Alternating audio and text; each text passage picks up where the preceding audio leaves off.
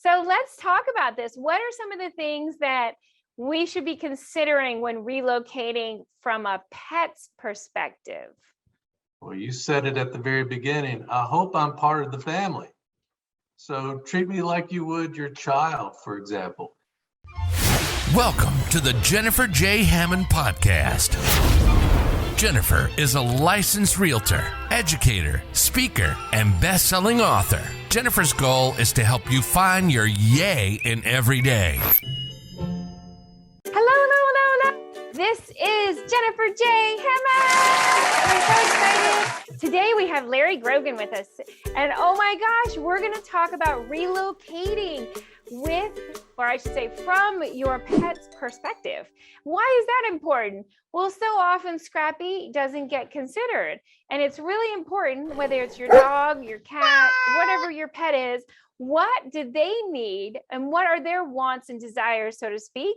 They're part of the family. So we need to consider them when we're relocating. So Larry, welcome to the show. Thank you so much, Jennifer. It's a pleasure to be here.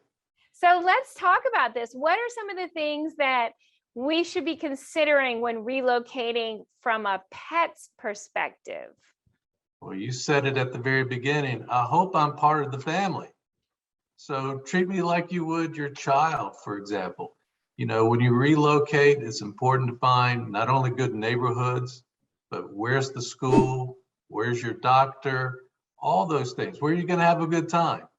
So from my perspective, am I going to have a yard to play in, or am I going to have to go to a park? Where's my vet going to be? What can I expect when I go to my vet? And, those are the important things to me, just right off the bat. The most important thing to me is to have that place where I can go do my business. Yeah, that's a great way to put it, because my business is going to happen one way or another. So instead of it being in the house, we want to make it easy. And I think also, we talk about a lot of times in on the show about how stressful it is for a family to relocate, to move from one place to another. I mean, I've seen statistics where it's one of the most stressful things that someone will go through. And so often people overlook how stressful it might be for the pet, right?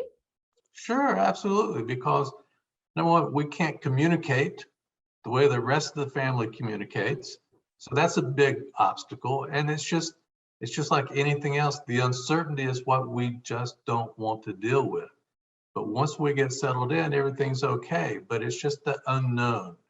We don't know where we're going. We don't know how far away it's going to be from all our other friends. Just like your kids, they're leaving friends behind. I'm leaving friends behind too. So it's all new. It's all going to be different. The climate could be different. Yeah. All these things come into consideration from a relocation perspective. And I think that was a great point. In Washington, D.C., we actually have a really famous old cemetery, Congressional Cemetery. And it's interesting because it has actually become a big dog park. The dogs go running. And that's it's the happy hour right after people come home from work. That's where all the dogs go to socialize.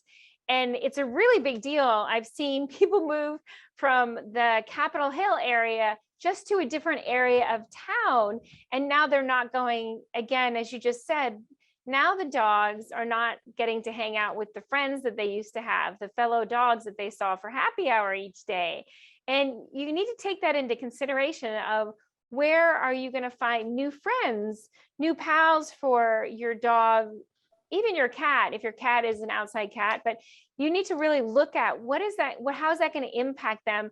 And also, when I talked about the stress, the other thing that I've noticed a lot of times, cats, dogs, any kind of pet, is in that stress, there is this fear, and I think humans have it as well. We just probably don't show it as much as a dog does. And that's that fear of abandonment. Absolutely. It makes me nervous all the time. So again, when you're relocating, you're going through that process, you just don't know what the socialization aspect of it for me is going to be.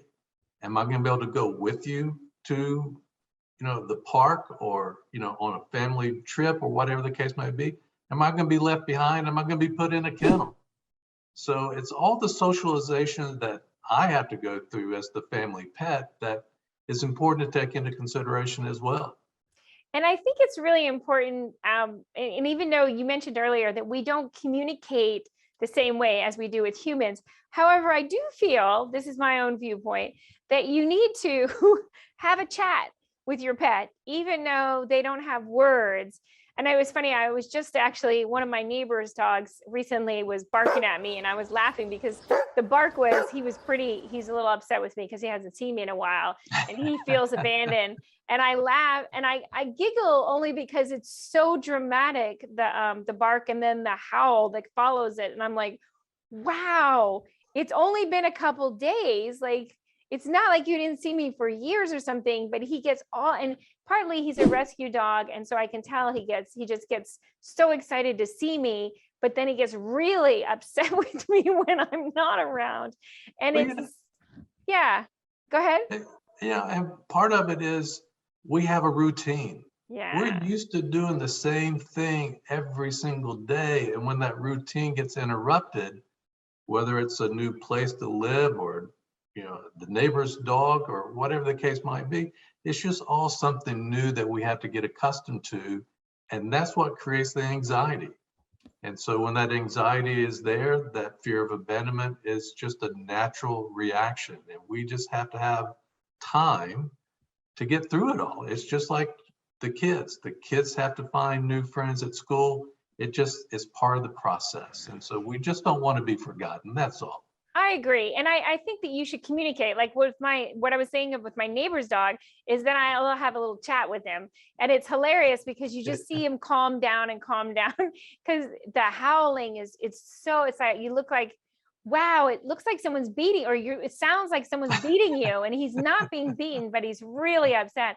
And so after I chat with him for a little while, it's weirdly enough, like I said, we might speak a different language, but somehow that communication gets across that he is loved, he's not abandoned, everything's fine, and we're going to be okay. And I think of that as well. I've seen that with cats as well, who they like to go hide when all the boxes are being packed and things are being moved out.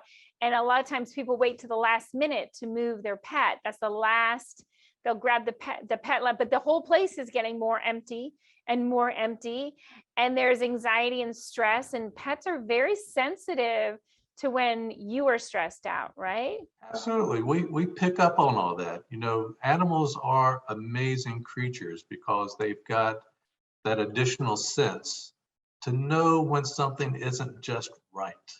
And when it isn't just right, we're not only going to be paying attention to you, but we've got our own reactions that we have to deal with and our own mannerisms to make ourselves feel better when no one else is making us feel better, like your neighbor's dog. And when you come by with that just calming voice and show them the love and appreciation, and you apologize for not visiting every hour, which he expects. He does. He does. It's just part of the process, like I said. Yeah. So let's talk a little bit about you, Larry. Why are you so passionate about pets? Let's talk a little bit about Scrappy. Well, Scrappy came to me when we lived in New York, and she was with me for 12 and a half years. Unfortunately, she passed away a couple of years ago, but she just left a mark, on my soul. She was just that special of an animal. And we did so many wonderful things together. And when we relocated, we moved from New York to Tennessee. But we moved sight unseen. We didn't know anything about where we were going. We had never driven through it or flown through it or anything like that. It was just a place that was convenient for us to be at that point in our lives. And so we had to basically start all over. And what was so special was that we did it together. Whether it was finding that place to go play or, finding new friends, she always sat on my left arm. And it was amazing because I could carry her. She was only 5 pounds. Yeah. And so she was that's her over my shoulder in the there. picture there. She's beautiful. And so it was easy for us to get around, and she was just a beautiful creature. And the fact that she was on my arm all the time always got people's attention. Yeah. And so that was really how we got to meet people. It was really through Scrappy. She was the magnet that allowed us to associate within our new community so quickly and so easily. And then, one of the great things that Scrappy has the ability to do is just make people feel good. I mean, it's just absolutely amazing. Most animals have that, but she was really special at it. And we learned that there's a children's hospital in this area. And so we got into pet therapy. And so she was a pet therapy dog for 8 years. And so let's define that, because I know when people think of pet therapy, there are misconceptions about pet therapy, and people definitely think that you're talking about an emotional, there's several different misconceptions. So will you kind of work through those misconceptions? Yeah, absolutely. Probably the biggest one is the difference with a service dog, for example.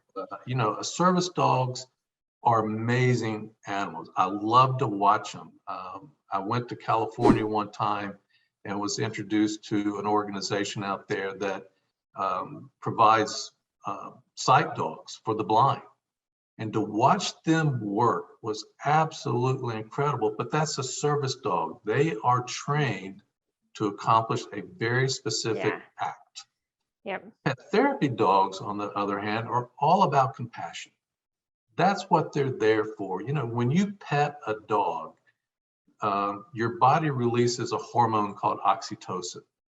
And the oxytocin reduces the stress and anxiety. It's good for your blood pressure, your heart rate.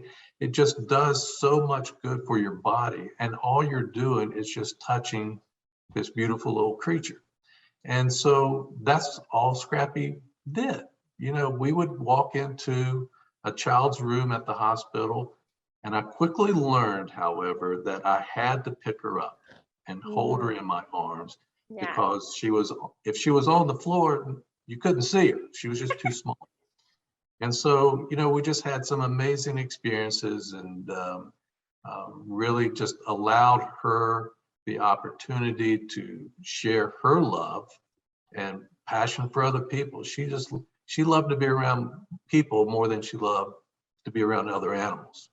Well, so let's talk about this. That we all love a story, and we remember stories more than remember anything else. So can you share a specific story of when Scrappy came in and impacted a child? Oh, absolutely. There was always the situation where, when you're a child in the hospital, they're always afraid.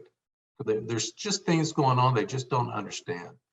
And so the one thing that you never expect is to see a dog walk into your room. So much like you just did, that smile and the happiness just immediately comes to their face. But there was one story in particular. When we went into the children's hospital, the first thing we always did is stop at the nurses' station, because the nurses, they need the pet therapy probably a little bit more than the patients, to be perfectly honest with you. So we always stop there first. But this particular time, we could hear a child crying from the opposite end of the hospital. And so the nurse knew that we were there, and we knew this nurse very well. In fact, we knew the child very well. And she said, "Can you come visit here first?" And we said, "Of course." So what happened was he was about to get his chemotherapy. And so we just sat there with him. He never took his hand off of her. He never stopped crying, but it just wasn't as intense as it was before.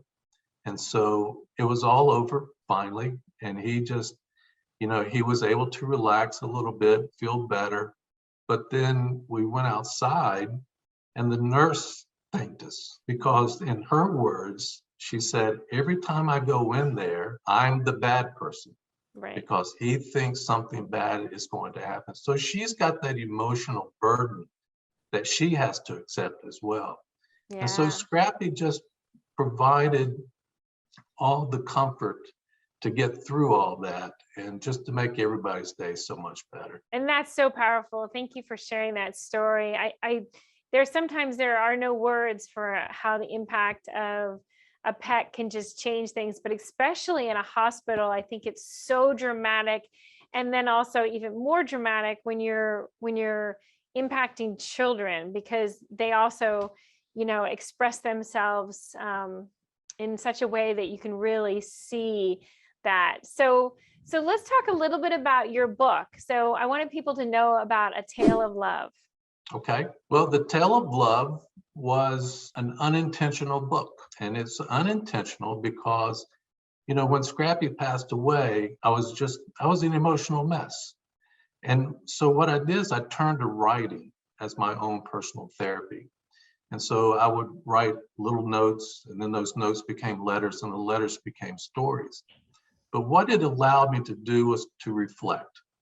And so from that, I was able to remember these stories and turn those into life lessons, things that we as humans can take away from what Scrappy taught me. And so when you look at some of the chapters, I always tell people, look at the table of contents first, because I tried to make some of the chapter titles dog related. Yeah. And so, one of them is called Lick the Bowl. And, that was the way that I expressed the way Scrappy taught me to enjoy life, because she was a very delicate eater, and she would take one little kibble at a time, and Yeah. and then after every meal she belched. It was pretty disgusting, but from a 5-pound dog, it was kind of funny. Oh, I think those kind of special. And I think I have seen writing to be so therapeutic. And so I'm so glad that you wrote this book. And I also think that understanding and being able to see that love that you had and the lessons that you can have from having that experience, it's so precious. So thank you for writing the book, and tell people how they can get the book and find out more. Well, the easiest way to find it is on Amazon, and it's A Tale of Love, T-A-I-L. A Tale of Love, Life Lessons from Scrappy, a pet therapy dog. You can also find it at Barnes & Noble. And so we're in the process of also getting into some independent bookstores as well. Good. Across the country. But those are the two major locations. Perfect. Well, as you know, I like to end every one of my episodes with a yay. So I'm going to ask you to lift your voice and say yay with me, okay? Absolutely. Good. 3, 2, 1. Yay! A yay, Scrappy! Yeah, absolutely. Hi, I'm Jack Canfield. You may know me as the co-author of the Chicken Soup for the Soul series. And if you want more help in getting from where you are to where you want to be, I want to encourage you to listen to the Jennifer Hammond Show